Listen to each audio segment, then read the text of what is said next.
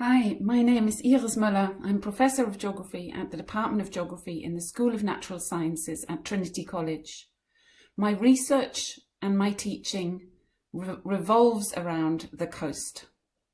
And in particular, I'm concerned about climate change and the coast. So on Earth Day 2021, I wanted to give you a glimpse of my research and teaching into this topic. Now, the coast finds itself in a really interesting position and also a very challenging position where the impacts of climate change make themselves felt both from the marine side, the seaward side on the left-hand side of this figure, and the terrestrial side on the right-hand side of this figure.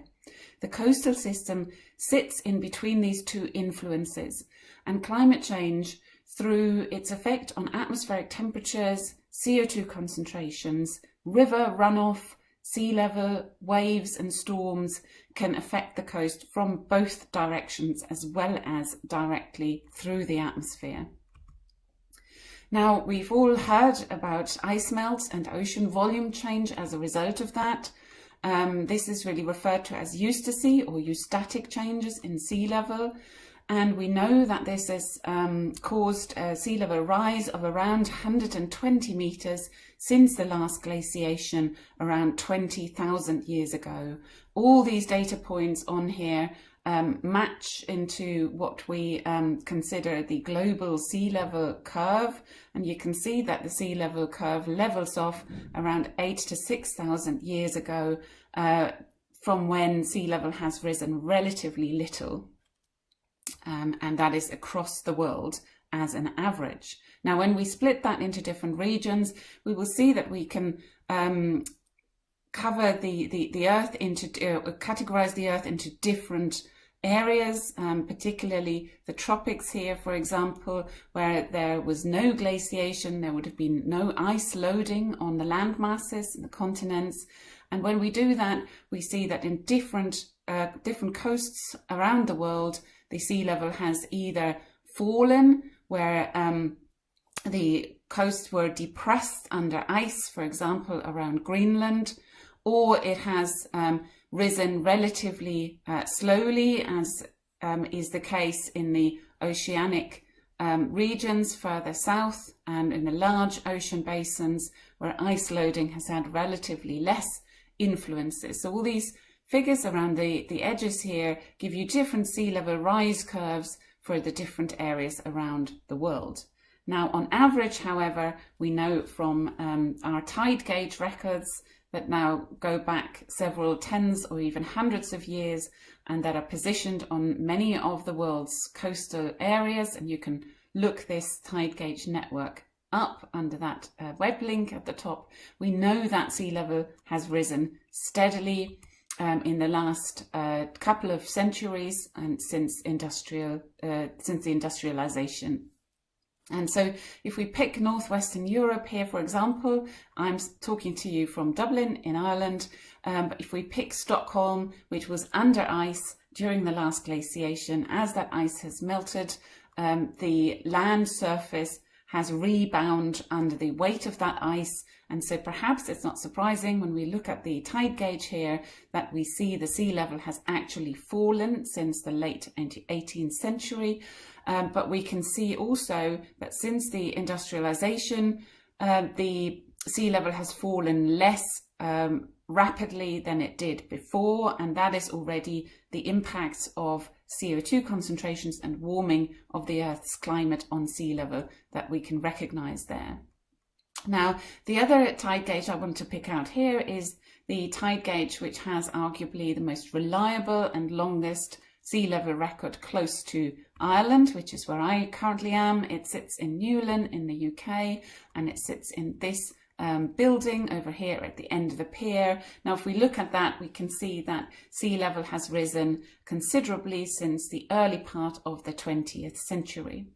And that is because Newlyn was not under the cover of ice in the last glacial time, and therefore, as ice has melted and sea levels have risen, it has experienced a greater seaward rise in sea level and no rebound of the land surfaces on which the tide gauge sits. So we're looking at around 2.4 millimeters per year over 104 years. Now, you can browse these tide gauges, and it's quite fun to do so. They are not always as continuous and as long term in terms of the length of record, but we now have satellite data to complement these global networks of tide gauges. And as we can see here in this graph on the right hand side in the orange, that is the satellite data that we've now collected since the early 1990s. And if we put this all together, we can see an acceleration in the rise in sea level towards the latter part of this record. Since 1900, sea levels have risen by 21 centimetres, but the rate at which they are rising has increased steadily. Now, the interesting question, of course, then is with future energy use and sea level scenarios, what are we looking at in terms of a rise in sea level by the end of the century and beyond?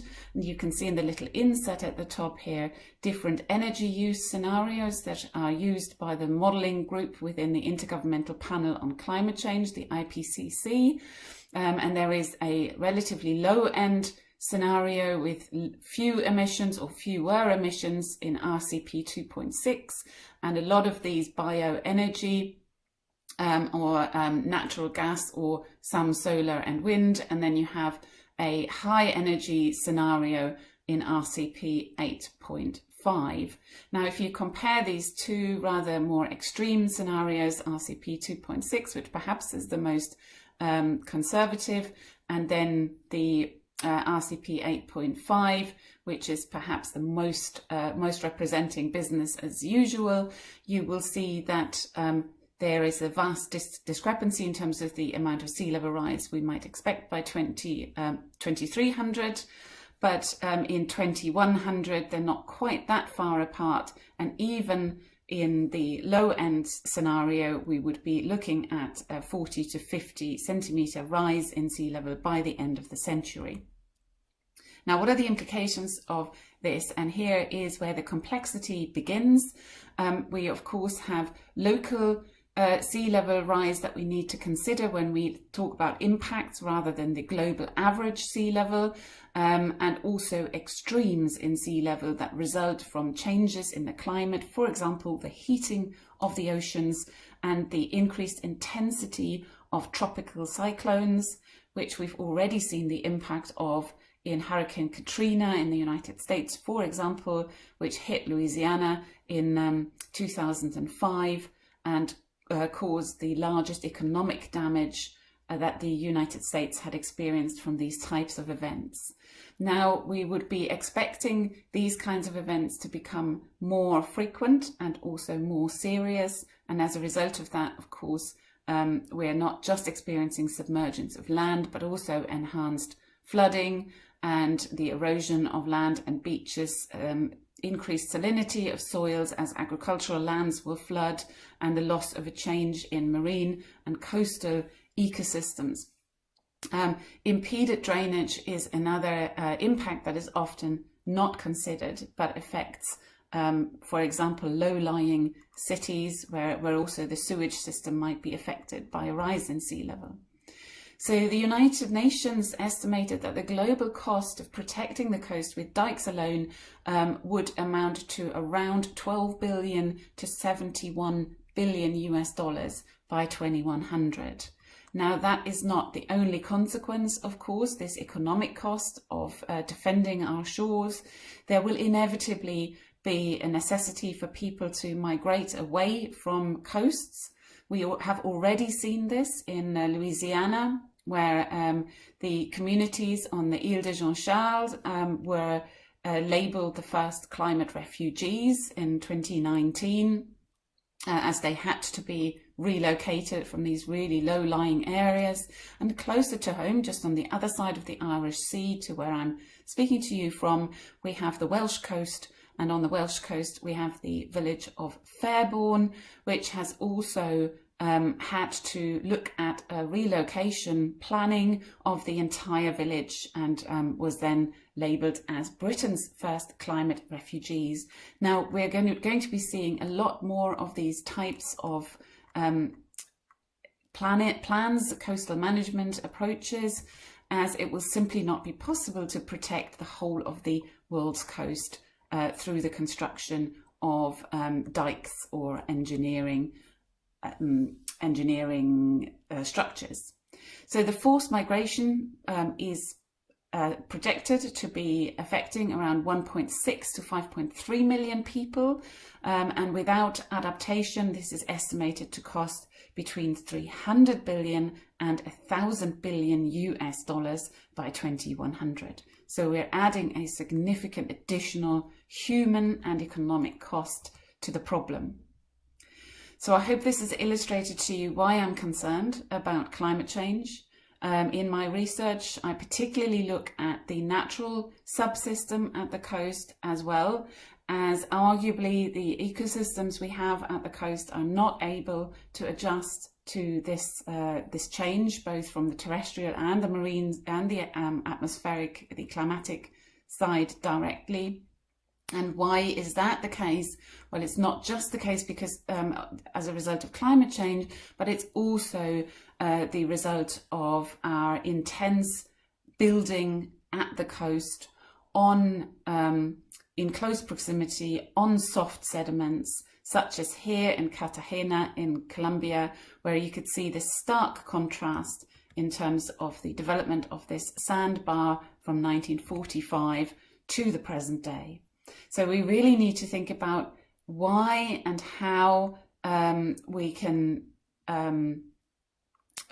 we have the situation where planning and construction is still allowed in very vulnerable areas, as well as addressing our mitigation of climate change in terms of how and where and to what extent we use energy and cause the resultant CO2 emissions into the global atmosphere. Thank you very much for listening.